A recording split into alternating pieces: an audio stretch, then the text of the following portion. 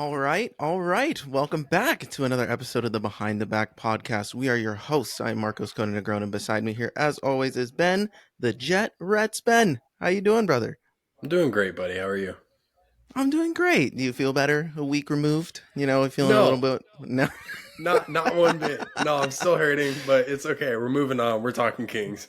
that's right. So before we get into Kings Talks, please, if you guys are audio listeners and want to watch us on YouTube, go check us out on YouTube at the Behind the Back podcast. Subscribe, like, give us a follow. So let's get into it. Ben, it's time. We're recording a day later than normal. It's Friday. And we took our own little all-star break. So a hot topic of all-star weekend is it's kind of turned into the fact that all-star weekend is kind of trash.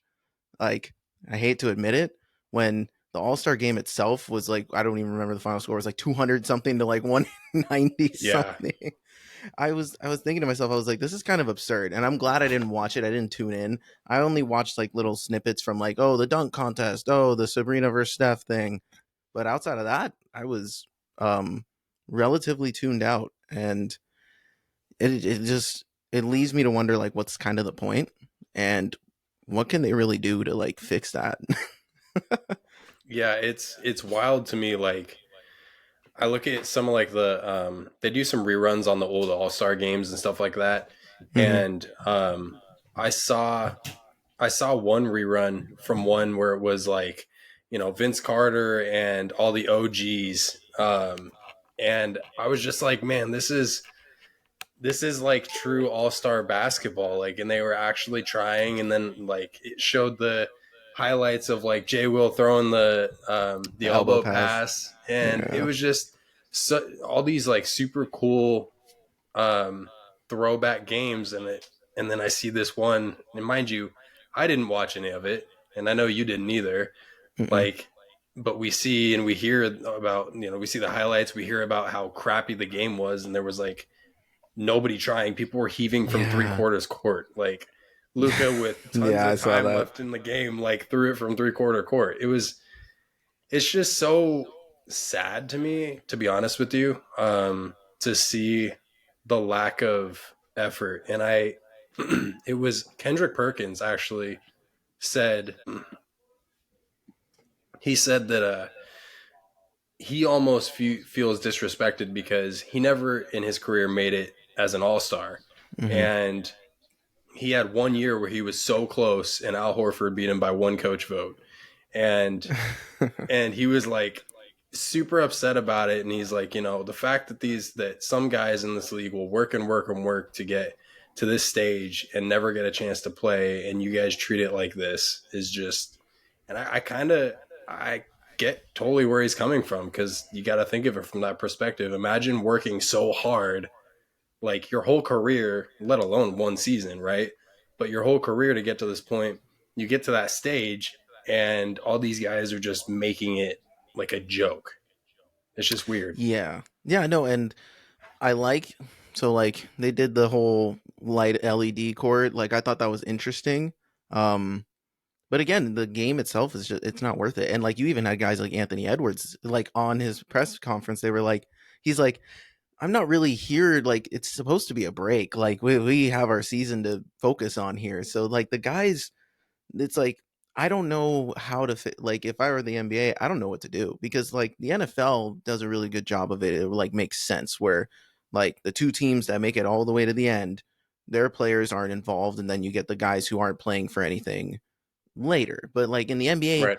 can't really do that because their playoffs aren't one-off games; they're 7-game series. So it's like, do you wait until the finals and then do an all-star weekend after, and then all these guys are already like, I'm in vacation mode? But same thing for the NFL. So it's like they can't Yeah. change that. And people were like, oh, turn it into baseball where whoever wins the game goes whoever's like whichever conference is the winner is the one that hosts the finals. And I'm like, that's dumb though, because you're putting again, these guys, like, I get you want to make them go hard, but there are going to be teams involved that aren't going to the finals, so that doesn't make any sense to me either. So I'm just like, it's kind of a bummer, and I don't think it's going to change anytime soon. At this point, getting All Star is just that's how it's. I kind of think that's how it should be, but I understand that Yeah. they need something to make it more interesting, make it worth being an All Star for. At that point, just give them pay raises or something. Well, but I mean, do they really need more money? Is I, then the other avenue, right? But yeah. I totally agree with you. And so the way I would fix All Star Weekend, like if I were thrown at it, I'd be like either invest in the challenges, which is the skills challenge, the 3 point, the dunk, and maybe build some incentives around that. Um, because those events are always fun in to a degree, right? Obviously, this year the star event was the 3 point contest, which was super cool for the only reason that Steph went up against Sabrina, and that was cool to see because it was the first WNBA player to partake in All Star Weekend and yada Right. yada. There was some interesting words said by some, Hmm. by Kenny in particular, about his stance on that. But that's always going to be there, unfortunately. Right. And it is funny But because like that Serena versus Steph wasn't even the actual 3 point contest either. no, And the sad part is they did better than all of the participants in yeah. the contest. So I would like invest in that and make that like the watchable event that everybody's like, yeah, like this Hmm. is this is the night we tune in Saturday. I don't care what happened Sunday. I don't care what happened Friday. Friday's Right. cool with the Rising Stars, don't get me wrong. And I I I like that. actually Yeah. really like how they laid that out with the 5v5v5. Like that Hmm. tournament scenario is pretty cool. Um but the other thing that I would do is actually add one more event to Saturday. And I've heard this thrown around before. I didn't come up with this idea, but I'm backing it. And that's doing a ones tournament, 1v1s. I That'd be mean, fun. that's basically what the All Star game is. And so I'm like, why not give, put one single award out there that's big, like it's the size of the NBA trophy, right? But Hmm. these guys all have to work individually, bank on their own game that got them there in the first place to go get that trophy. Like Be much I more don't know. It's nonchalant too. yeah. Or they So could do like a 3v3. Maybe like pair up with your favorite dudes yes, and just go 3v3. Like do a tournament and see who gets there, and whoever wins gets a little, gets a little bonus or a trophy or something like that. yeah. Like the top five guys in the East and the West, like pick two teammates, Yeah, and exactly. you, yeah, Oh, it's that'd be cool. interesting, See, there are ways they can do this because the NFL just turned the actual game into a flag football game, which in right? turn, yeah, it was, it's flag football, but they had some fun plays. There was, some things here and there you like to see. So I like Yeah, how they kind of developed, and I think the NFL kind of figured it out because like people will go to see their stars if they make it all about them, and the fan interaction was cool. So if the NBA can just find a way to fix it, that'd be fun. But other than that, I'm not tuning in unless I'm seeing a highlight of a sick dunk. But I was yeah, just like you, I was rewatching some of the things that they had on there, and I happened to catch the Aaron Gordon versus Zach Levine dunk contest again, and I was yes, like, wow, I really, really missed that. Like that was such a great one, and I see like Matt McClung was fine. Like he had some cool dunks, but at the same time, like, I've seen it before. Like I don't know. I don't know. But yeah. still. And I mean, the dunks are cool, but what was really cool about that Zach Levine and Aaron Gordon thing, that competition was it was competitive, and Mm-hmm. you genuinely like you felt like this could go either way. And then it went Yeah. to like OT. Was it the second round that went to OT, the second Yeah. matchup? I don't remember. It was the second um matchup. The first one, Zach stole it from Aaron Gordon, but well, he kind of stole both of them, to be honest yeah, with you, but that's true.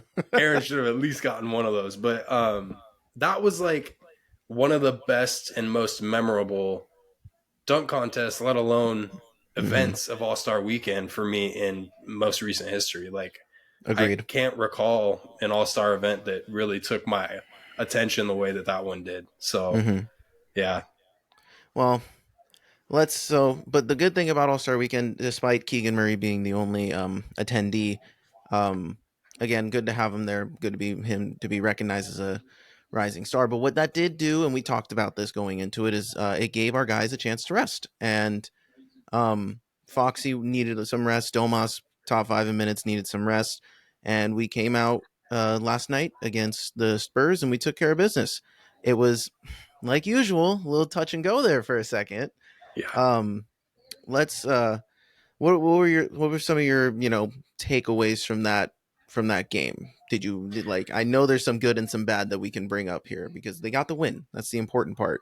But Definitely. Yeah, the win is the most important part, especially with the last 28 games of the season, right?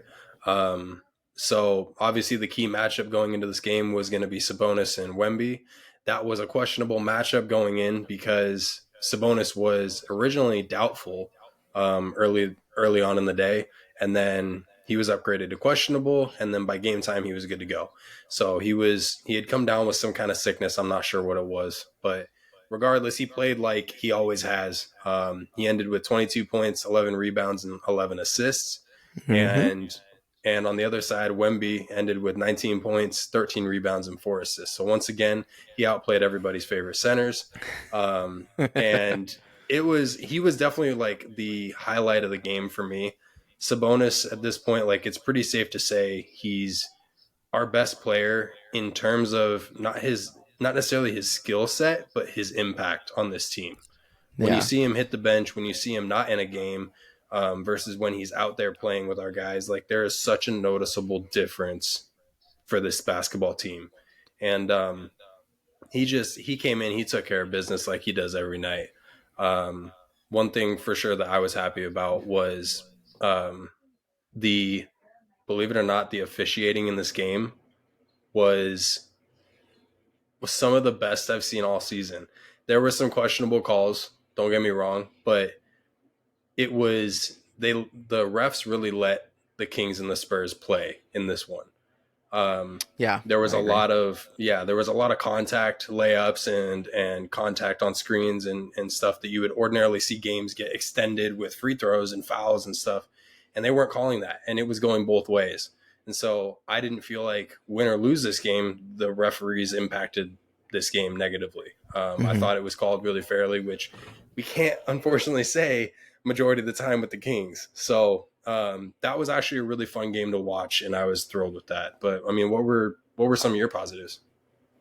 I think for me, the main positive was Domas. I think Domas and Foxy did a really good job, especially at the end stretch with, and Yes.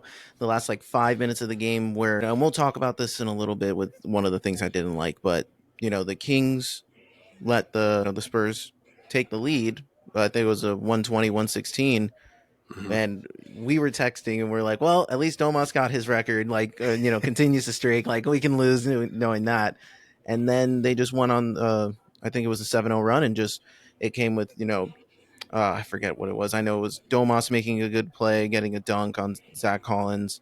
And then I know, and then De'Aaron was hit that big three to give us the lead. And then they had De'Aaron make that really clutch block on Yeah. Vassell.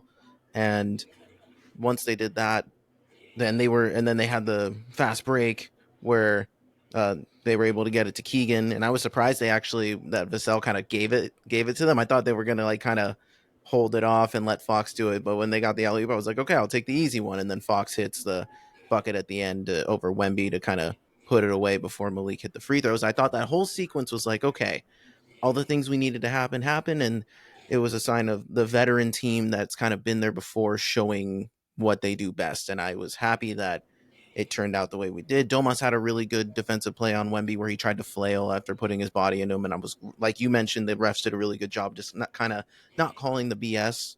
Yeah. And yeah, I like the way we finished, and the momentum was kind of up and down all game. And I think that's, if there's one thing I want to look at negatively, it's something that we've been struggling with all year. It's just like we last year we were, and I think it's because it's a surprise factor, right? Like nobody anticipated that from the Kings, but there we can't put our, like, we're not beating up teams the way we used to. Like Right. we're getting big leads and then we're choking them. And I don't know if it's a product of the team taking breaks or just relying too much on the three sometimes, getting too careless with turnovers or not making free throws because that's a big issue. Um but that is one thing that, if, we're doing this against the Spurs, who are, they're fine. They're the worst team in the West, but they're not a bad team. Like they're a young team.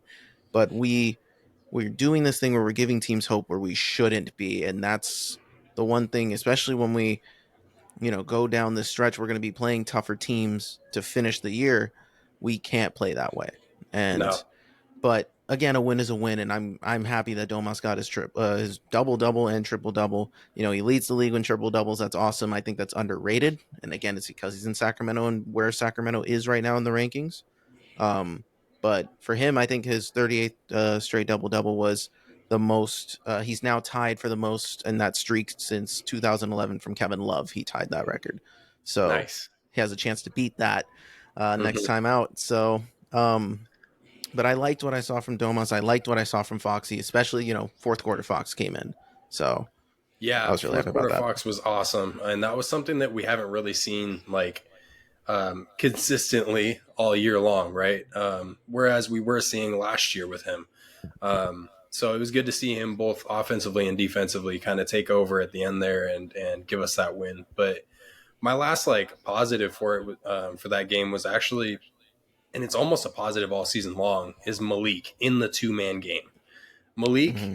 running a pick and roll with Domas is one of my favorite things to watch with this team. It's there's something so fun about Malik, obviously, with the way he plays the game of basketball.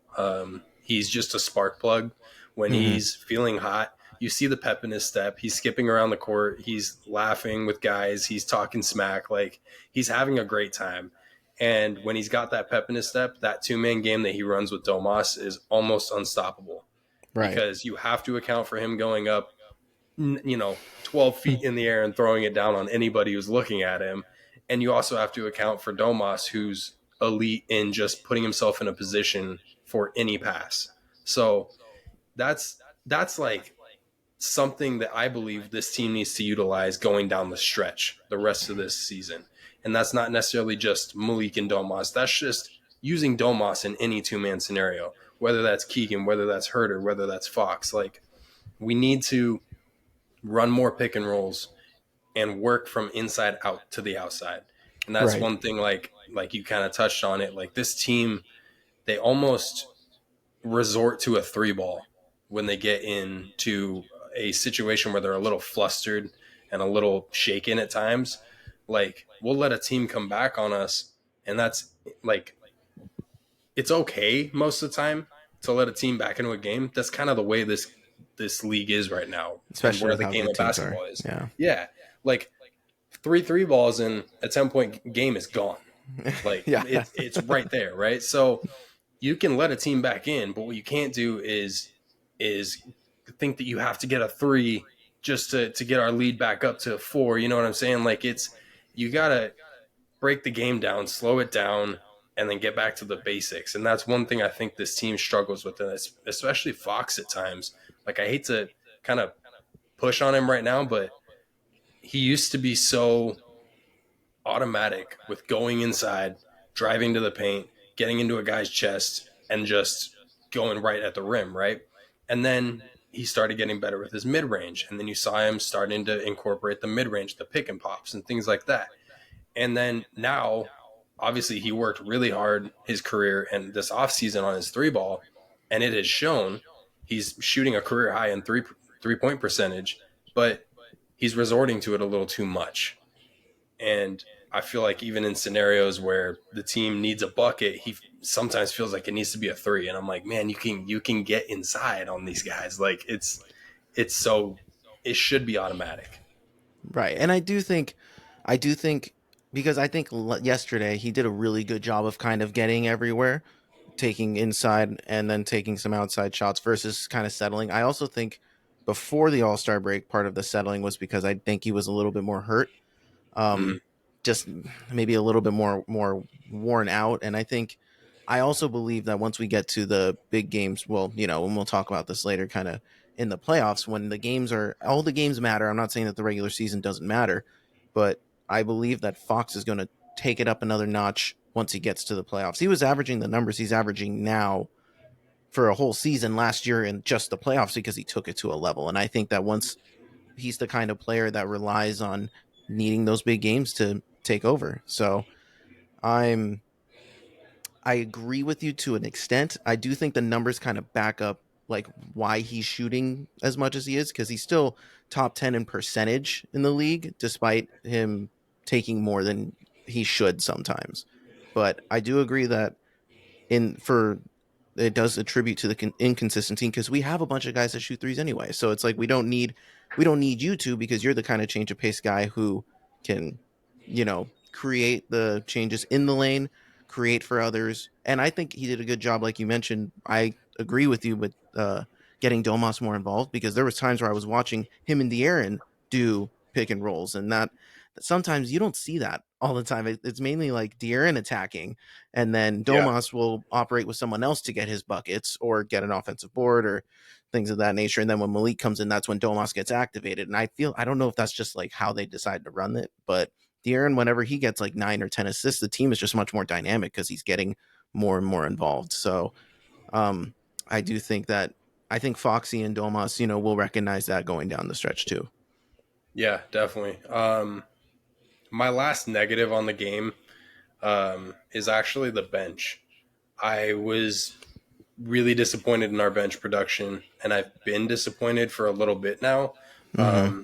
We need a little bit more out of guys, especially. I'm just going to point at one right now is Trey Lyles. Like he obviously he's been getting inconsistent minutes, and that's another negative in general for this season that I kind of got to point at Mike Brown on is just shelving a guy for a couple weeks and then playing him for 30 minutes almost, and it's just kind of a lack of consistency in minutes at times. And I'm sure it impacts guys, and maybe that's something that's bugging Trey. But I need more out of Trey Lyles, especially with how many open looks he gets a game. It just seems like he doesn't take advantage at times. But bench production needs to be better. Obviously, Davion Mitchell. Where's your offense, man? Like it's been an issue since he was drafted, and we saw a little bit of a jump. Obviously, his defense, I don't think he can get better at defense. I don't need him to. He's Right. great at defense, but he hasn't earned the respect of the league and hasn't earned the respect of the refs. And so he doesn't get some of those calls, or he gets called for things that he shouldn't, right? Yeah. So he impacts us in that way. But that bench production last night was terrible. I mean, the bench finished with 35 points, 21 of them coming from Malik. Like, we got to do Yeah. better in that regard. I think that's a part of the reason why they haven't met the expectation last year that they set last year, because the bench was it seemed a little bit more productive, and we thought that with some of the moves, we thought internal development was gonna kind of happen. And this is where, we'll talk about this in a little bit. I kind of want to iterate on this point where, like, this is maybe why we make a move at the trade deadline. This is maybe why we, you know, you take a few pieces out that weren't really contributing, even though they added depth, and then get depth in the building that can contribute. And you can, even if it's a marginal improvement, a marginal 9 to 10 points, 12 points for different guys, that wins games. And um, I thought they were going to play Keon more. That doesn't hasn't been happening. We saw Duarte step in, make a few buckets. I know he's been hurt, and that's why he came back in. And I know injuries kind of here and there have kind of been messing with the roster a little bit. But I Yeah. mean, our starters have been relatively healthy, and that's never, that hasn't changed. So I don't know. And again, it was a good night for Kevin Herter. He got his 20 points, but again, he hasn't been like he's been inconsistent all year too. So it's like it really does come down to Fox, Domas, and Malik as our most consistent scorers. And I don't say Keegan because Keegan's job at this point is to be strictly a 3 and D guy who can blow up at any time and create on his own time. But his role as a defender has, limited where he can be right now until we get more defenders in the building that can help him achieve the offensive potential. But I just, I don't know. I agree with you. I think our bench that was so promising, was like, oh, if we just beef up this bench, this team's gonna be fine. And we thought we did, with the Sasha move. And I just, I don't know. That does worry me. And I know with the in the playoffs, it kind of doesn't. It matters a bit, but you shorten your roster in the playoffs. You're not playing 10 to Right. 12 guys in the roster. You're playing 8 to 9. Um, so But you maybe need to be able to lean on your bench down the stretch to save your guys for the playoffs, right? yep. So it worries me, and that's Yeah. definitely and it's been a reason that some of the games we won last year was because our bench was so productive, and now we're not getting that same level of production, and it's extremely inconsistent. If Monk has a bad game, there's a very good chance we lose Yeah. because no one else is contributing.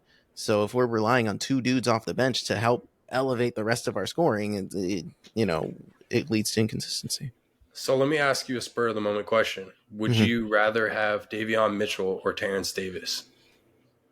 I'd have TD.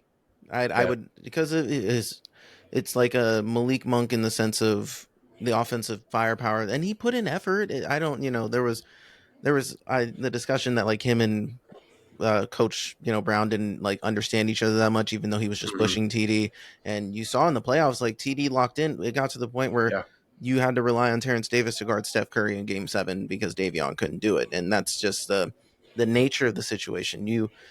I would take a guy who can get me a bucket and at least is able to put effort on defense versus a defensive specialist who isn't excelling on that part the way he was when he first entered the league. And I don't know. It's just so yeah, Terrence Davis. I would Yeah. have him No, over it's. Davion. I would do the same thing. I was watching the game last night and I'm seeing Davion and how he's operating on the offensive end, and I was just disappointed, man. It's unfortunate because I love Davion. I love his game. Like I've always wanted his offense to pan out and at least get to a Same. consistent level, right? And unfortunately, I guess it is consistent right now. It's not there. Um, but it made me really think back to last season. I'm like, what was the difference? And one of them was for sure having TD at times where it's like, well, Mike Brown knew if he needed a bucket coming off the bench, it was Terrence Davis. So Yeah. I guess let's transition out of this game. What any final thoughts on this one? Happy we got the win. Always good to light the beam at home, especially where we're a little up and down. Um, Happy our guys look, they definitely look rested. They definitely look healthier and a little bit more aggressive. So it does give me more confidence, and you know, good to see. I was happy with the win. I'll take it. So Definitely. So on that note, let's talk playoff scenarios. Now, there is 27 games left. I do want to note 17 of those are at home. So, one thing for sure that this Kings team needs to do for the rest of the season is take care of home court advantage. You take care of home court advantage and you're going 17-10, right? Like yeah, that's a good point. that's that's a good record to be at. I mean, I haven't done the math, but I think that's at least a sixth spot in the Western Conference. Now, Mm. where we sit right now, mind you, there are games going on. So at the very moment that we're talking, we are sitting in eighth place. Pelicans are We're going to at be Pelicans are losing right now, and the Rockets and the Suns are in a 2 point game right now with the Rockets leading with 10 seconds left. So okay. huge implications for what Ben's about to say here. Yeah, so we're just a half game back from the sixth spot, and the sixth spot is taken by the Mavericks. Seventh is the Suns. So if the Suns lose, and obviously we're not playing, we're going to take over the seventh spot, and then unfortunately we've got to kind of focus on other teams. Unlike last year, we didn't really have to do that. We could kind of bank on ourselves, but we're forced this season, at least at this point, to start looking at the games around us, the teams around us. So we're right there in terms of a lock-in playoff spot. I say we're a half game out. We might as well be tied because it's literally just one game kind of thing. So Yeah. so I kind of want to look at it as if the season ended right now, at least on my side. So we would be the eighth seed, and we would have to play the Lakers to start in the play-in. Wouldn't we do? We play the seventh seed, and the 7 and 8 Is play it each other, seven? right? Oh, Yeah. so So 7 and 8, and thought it then was nine and seven ten play play. 10. So 7 and 8 play each other, and then 9 and 10 play each other. The winner of 7 and 8 moves on, and then the loser plays the winner of 9 of 8 of 9 and 10. That's right. God, So that's that's even how. worse because that means we would play the Suns first. Yeah, exactly. But and that's a scenario we can talk about too, because the plan, like there is a, when we talk about looking at other teams, there's a tiny bit of strategy involved in this. Like, do we play an extra game knowing that, like, when we get to that point, if we're like 2 games away and the Thunder and the Wolves are sitting at the 1 or 2 seed, and the Nug or the Clippers or the Pelicans are sitting in the 3 seed, and like, do we want that 6 seed, or do we want to take our chances and try to fight for the 7th and 8th seed for one game and see if we can play one of the teams that we know that we can beat? So Yeah. that's the one of the scenarios there. But so you okay? So you were gonna take it. So let's say we were in the 8th seed. Go from there. What were you thinking Well, I was just thinking, we would end up playing. So you say we'd end up playing the Suns. if they were That's a seventh? tough Yeah. matchup for us right now. It's we'll talk about some matchups we do want to see versus we don't want to see here in a couple minutes. For me, right now, the Suns is not a matchup I want to have, and the reason being is they look good. They're rolling right now. Our last two matchups with them, the crazy part about it, we've played them 4 times already this season. Okay, Mm-hmm. the first 2 times we played them, first one we won by 8, second one we won by 15, and they were convincing wins. Mind you, the Suns were dealing with some injuries. Game 3, the Kings blew a massive lead, and that sucked. We lost by 2 points in a game we shouldn't have lost. And then game 4, again, we blew another lead in the fourth quarter. I believe it was close to 10, if not 10 points or 11 points. And then ended up losing that one by 5. So in all 4 of those games, we at one point or another, we were feeling like we should win this, no problem. And unfortunately, we're looking at a 2-2 split. I don't want to see a healthy Suns roster in the playoffs. I really don't. Right. Devin Booker, Kevin Durant, Bradley Beal, guys like that. And then I hate to say it, but Grayson Allen, I've never liked the guy just based off of his college shenanigans. But wow, he is turning into a very consistent player. And I actually really like watching him play basketball just in terms of how consistent he is, how reliable he is offensively and defensively. He knows his role. And he's won a championship with Milwaukee, so it's not like he's been there, he's done it now. So He's um he's kind of like Kuzma in the sense of he knows how to play with great players. mhm. And I do agree with you a bit on the whole Suns aspect of it. I do think though, I just oh man, it's tough. You're right, because they do have the playoff pedigree, although they have been not so great once they get pushed all the way to game 6 and game 7. Like they will tend to struggle in a one-off game. They would be at home, it would be at Phoenix, but the Kings are they're marginally they're worse this year on the road than they were last year. So, but the Kings also are the kind of teams that would turn it up on the road. Right. So, and I understand that the loss we had, that where we blew both leads, were on the road, so that also doesn't help either. But and Booker and Durant are just so freaking gritty, and Nurkic is a tough matchup against Domas just for the physicality of it all. And last time, and I'll mention the trade deadline again. They traded for Royce O'Neal, and he hit 9 big points on us and Yeah. a big three that swung the momentum in the game. And I'm like, this is why you make a trade. It's like, and when we look at other teams like the Mavericks, right? I was thinking going in before trade deadline that the Mavericks were one of the teams I would want to face if we were in the play-in situation. Now that's not the case anymore. Like, Yeah. they have PJ Washington and Daniel Gafford, and that's the price of sacrificing a few pieces that are good, like Seth Curry, Grant Williams, and Rashawn Holmes. Rashawn was just kind of there, but Seth Curry and Grant had a role on that team, and they traded them both to get two new guys who are better fits. And they're not supposed to be the all stars because they have Luka and Kyrie. Kyrie gets back from injury, and they're on a 7 game winning streak, and they dusted the Suns last night. So it's like, it's one of those things where I'm like, I still am confident that because for some reason we just kind of live rent free in Luca's head a little bit. When every time we face him, he always gets a little bit more salty. Um, so I would be interested, but in a first round series, that would be tough, and even a one off game that would be tough too.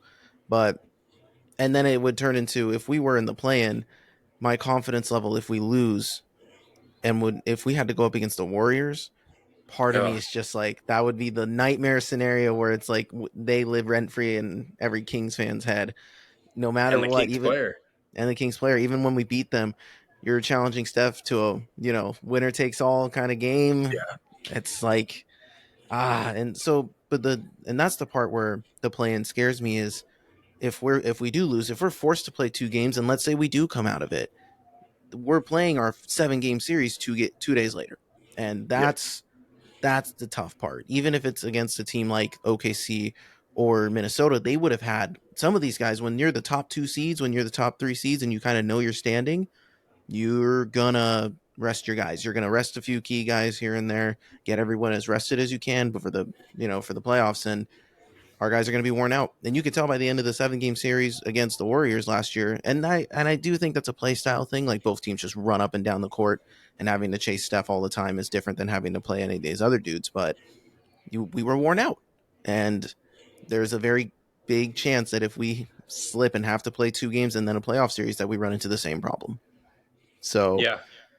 uh, that's just, it sucks. I want to avoid the play in. That's my best case scenario, is just to be a top 16. I don't even care. And I'm right there with you. And I do believe that this team is capable of the 6th seed at least. Same. I texted you and Ryan, and this was, I think, right before the All Star break or during or something. Anyway, I texted you guys and I said, hot take, I think the Kings are going to be one of the hottest teams coming out of the break. And I still believe that. Like, even after last night, mind you, we probably should have blown the Spurs out of the water. It would have felt a little bit better if we did, right? But I do believe like this team has a gear that we haven't seen this season. So I'm banking on that coming out in this last 27 games, especially with how much home court advantage we have and how big that home court advantage is. This fan base is loud. They're exciting. They're right there behind their players the entire time. So yeah, taking advantage of that is going to be huge. Hmm. So let's just say we get like a 6th seed, anywhere fourth, fifth, or sixth. Okay, what are what is a matchup that you're confident in? Who would you like a top two maybe matchup you'd want to see? So discussing realistic options, because the top 4 are kind of in a class of their own, right? So if we were the 6th seed or even the 5th seed, if somehow New Orleans slipped, New Orleans did lose officially, and this Suns and Rockets game is now over. The Rockets lost, won. So the Suns have now lost. So now we are in the 7th seed, and the Pelicans are only 1 game ahead of us now. So now the 5th seed is a little bit more Now the open, right? fifth seed's So in play. so right, and that's just how it's gonna be. Like every Yeah, little win, every little loss is gonna be a factor here. Um, so in this scenario here, if we were the 5th seed, the most likely third or 4th seed is gonna end up probably being the Clippers or the Nuggets. Out of those two, give me the champs. Like honestly, like I would. We are 3-0 against them in the season, and I understand that the regular season is much different than the playoffs, and the Nuggets have been there, done that. But we're the kind of team that can wear them down, and we do play well in Denver, and it's really weird. Like we I think we're don't. 2-1, No, we're aren't three and we? zero. Domas Are is we? undefeated. Yeah, they put up the Wow, stat. They put up the stat because Domas is undefeated against Jokic, Davis, and Cat when he plays. So it's like nice. that was a nice little stat. So we're 3-0 against them so far. And it doesn't feel that way, right? But No, we had the comeback win on the road, and then we blew them out at home after losing to Detroit, and yeah, then we won against them earlier in the season. And that was after they had that was like their 3rd game in 4 nights, so they were a little worn out. yeah, that's Um, right. so I and it was surprising because that game that we won in Denver was a back to back. That was the second night of a back to back. So and that's one thing. We do have a lot of games at home, but we have 7 back to backs Yeah, coming up in this stretch too. That's tough. So you're saying that's saying, oh gosh, like 14 of our 17 games are going to be in like a mix of a back to back or something. Yeah, I don't know the math on that but one. I we have broken that wall of can this team actually win a back to back? So Exactly. that's nice at least to know.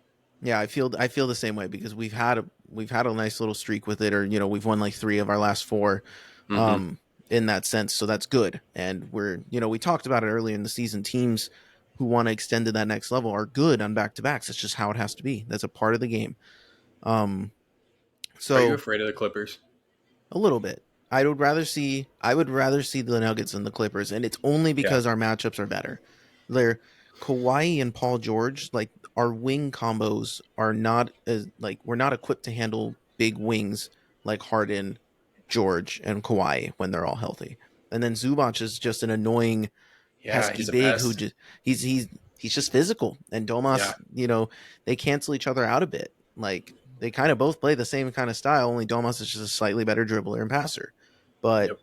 their wings are just so intense and they have good size. And Norman Powell is like their Malik Monk, just an awesome bench guy who lights us up every time.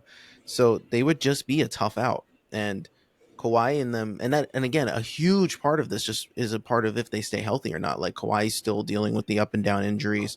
Would they last a whole series? And what happens if they don't? So it's like, Right. but I would rather if getting the sixth seed or a top six seed meant having to play the Clippers, I'd rather have that than I would avoid the play in altogether. Like if at the end of the day they're a tough series for us, that's only gonna hopefully influence Monty to fix our weaknesses more. Um, and I think for some reason, and I know we talked about this earlier in the year, and that was before we kind of knew how the season was playing out a bit. I would be okay if we went to a first round series and we matched up against someone who we kind of suck against, like New Orleans or, you know, or LA. And if I wouldn't say get swept, but if we at least put up a good fight and we lose in the first round, I'm not going to be completely disappointed in it because everyone this year got better. And just to put it in perspective, I looked through like the records of the Western Conference over the past like 10 years. Our record last year, where we were the third seed, would have been the eighth seed in most of those seasons. Yep. So it's like it's it's really that. So like last year was kind of a one off where we took advantage of a slightly worse Western Conference. Yeah. So and that sucks to think about. So I'm nervous, but I would prefer the Nuggets or the Clippers. My dream matchup, which I also think would be like the best first round scenario, was if we matched up with OKC.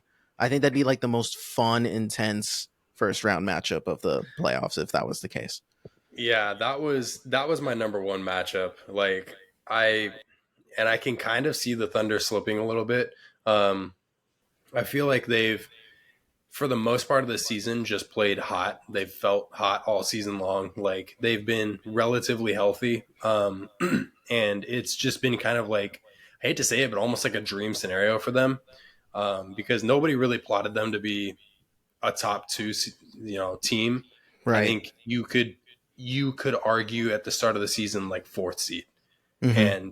and feel pretty confident in that. So I still think that they could regress a little bit, and if they did, I would love that matchup because I mean we're 2-1 against them this year on the season series, and each game has been just it's kind of like when we play the Warriors. It's a high fast paced high octane game. Like Oh yeah. it's really fun to see, and Shea's so much fun. Chet's got so much potential, and he's awesome to see, honestly.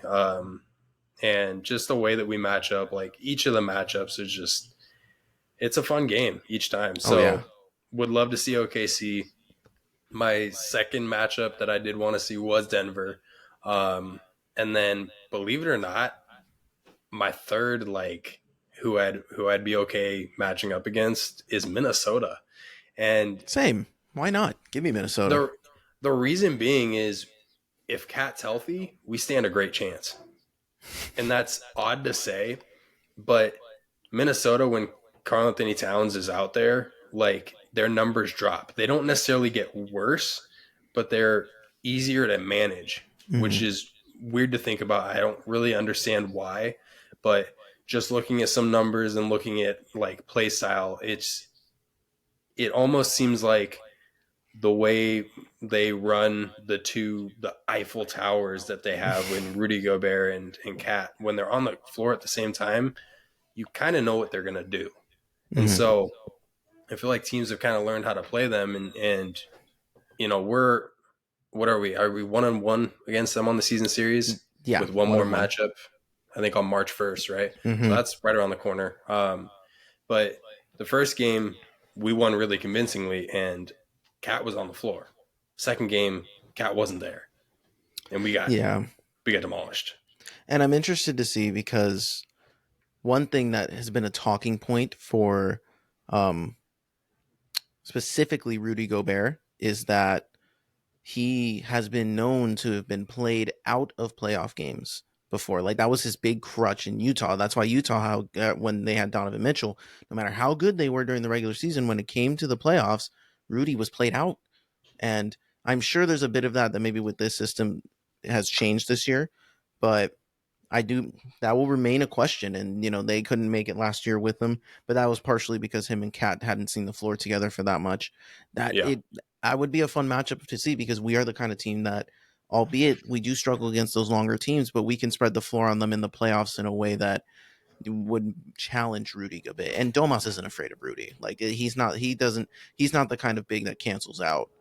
You know, Domas in that sense. He's too lanky for him. Like he's physical and he's long, but it's not. We need the physical guys, and Domas can out physical. And same thing with OKC. Like OKC has Shea, but Shea and Fox can cancel each other out with how they play. Chet can't guard Domas yet. He's just not strong enough yet. And um, I do think that that's a matchup where both teams are just going to be high profile, high flying. But man, it'd be fun. It would be fun to get any one of those three teams. I would yeah, really not like to see if I had to pick like let's just name my top three. It'd probably be the teams I'd like to avoid are New Orleans, LA, the Clippers, and Dallas right now. And that's assuming we're not in the yeah, plan. Because if we're in the plans, I'm wanting to avoid the Warriors at all costs. I'm not afraid of the Lakers. I don't care. Like I know it's yeah. LeBron and I understand that, but they haven't had our number. Like it's No, just it feels weird. And Domas has owned Anthony Davis his entire career. And Domas has never lost to Anthony Davis. So it's like in wow, this has been I've never he's 8-0 against him. Like I've never been that's crazy. afraid of the Lakers since Yeah, Domas and De'Aaron have been there. yeah, We've just kind of owned them. So that's how I yeah. feel. My worst case is the only one that I would switch out was instead of Dallas, and that's mainly because I don't see us matching up with them in the playoffs. But obviously, it Mhm. could happen. I would be afraid of them. Um, my other team is the Suns. Like it's Clippers, Pellies, and Suns, and it's just the Suns because I know the firepower on the other side. It's kind of the same scenario as the Clippers. Like, can you stay healthy for a full series, right? So there's questions to be asked in those, but yeah, gosh, man, I don't want to see Kevin Durant in the I playoffs. I really don't.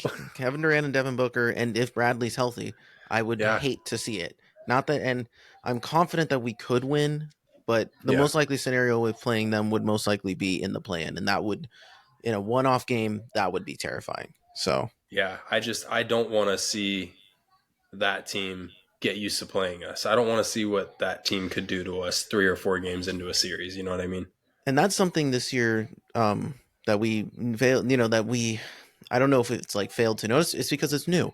The in-season tournament caused some of these games. We're playing the Suns 5 times this year. We're playing New Orleans 5 times this year because Yeah, of the in-season tournament. So it's very interesting that that kind of dynamic is created now, where each few seasons teams are going to have to play each other more often, and I kind of like it. It kind of creates I think it kind of sets the tone for potential rivalries to be, instated. You get to yeah, play a team more often. They're going to piss you off more often. Um, but I playing New Orleans 5 times kind of sucks, especially if we get swept because we're 0-4 right now. We've already gotten yeah, swept, and if we get extra swept, that's going to suck. yeah. I won't be happy about it for sure. Hmm. So we talked about our scenarios, what we want to see, what we'd rather see, rather, Hmm. and then ones that we wouldn't want to see. So I guess now, what are some keys that you would have for this playoff push for the Kings in this last 27 games? I think you and I alluded to this is bench needs to step up. Um, I do.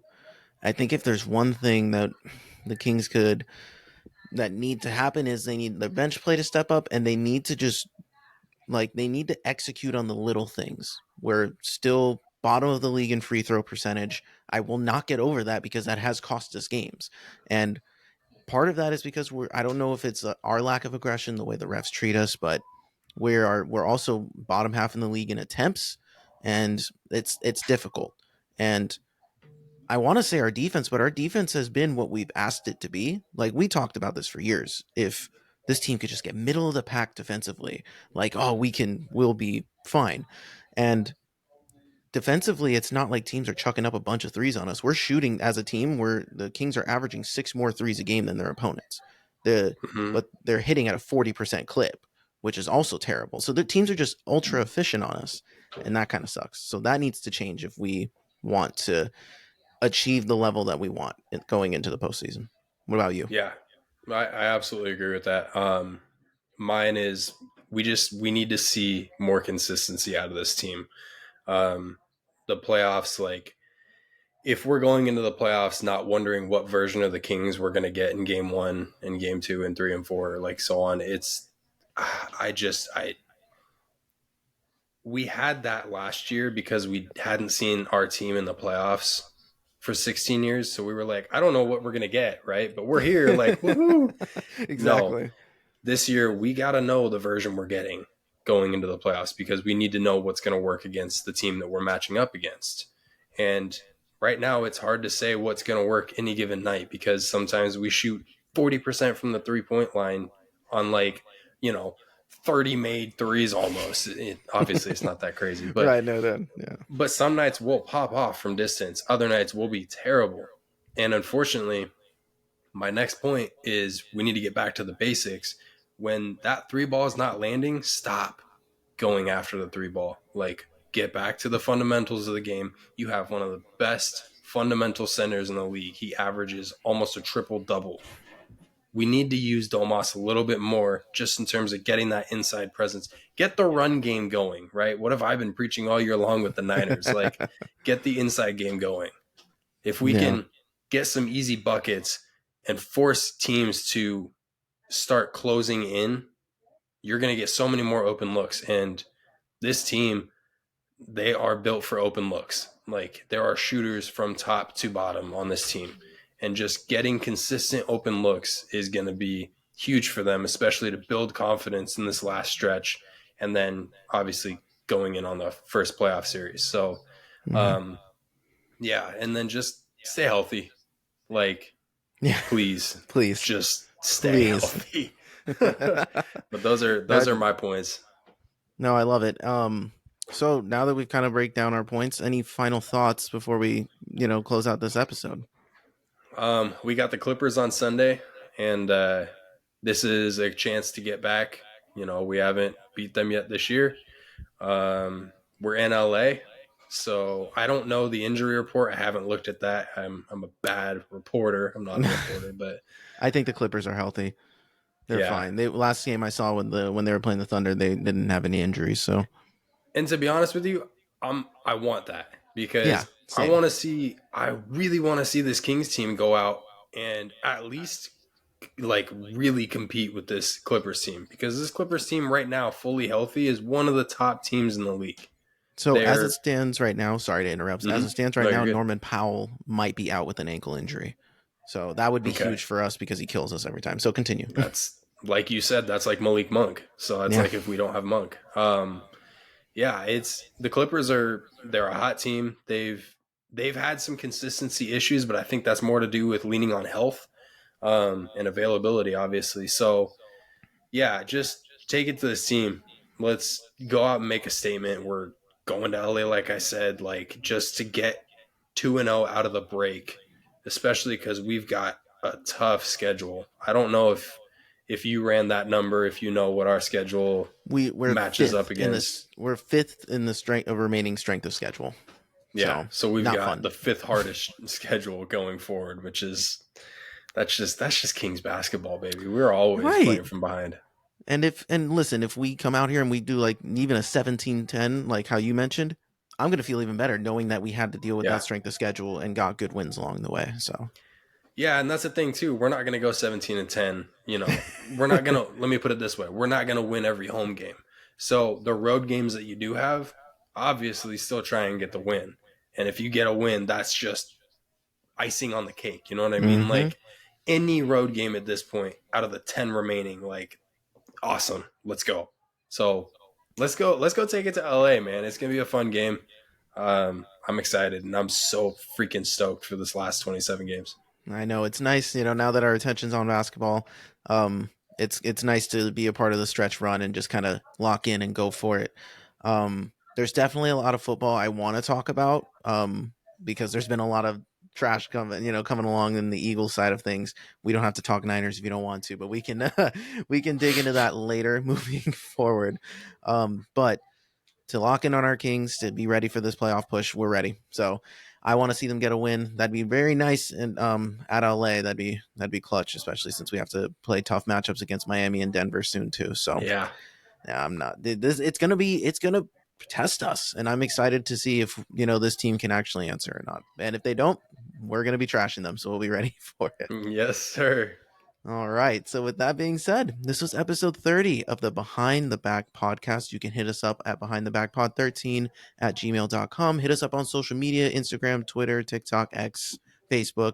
Find us on YouTube, like, subscribe, give us a follow, leave any comment you want down there. But we're ready for it. We're happy to be here talking basketball with you guys. And this is always my co host, Ben, the Jet Retz. You ready to have a good weekend, brother? I'm ready, man. Let's light the beam. Let's light the beam. I am Marcos Conanegron. We will talk to you guys next week. Peace. Peace.